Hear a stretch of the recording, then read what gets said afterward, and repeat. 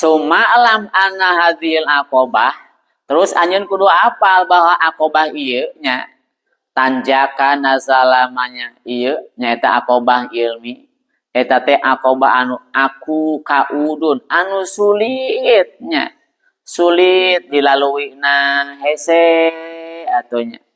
Bade menempuh ilmu teh seueur rintanganana godaanana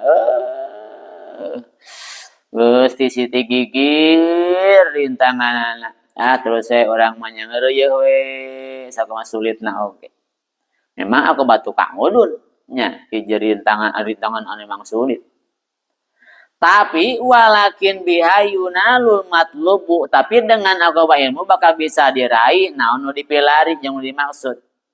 Nah, eta nya.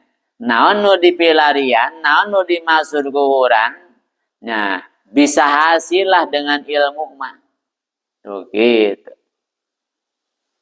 Nah, naon nu dipilari dengan ilmu, urang bisa salamet, nya tina salah, jeung bisa ibadah gitu.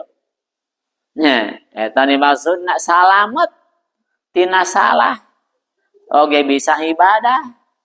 Nah, bisa salamet tina salah, bisa ibadah sakumaha nu dimaksud ku Allah nya dengan ilmu.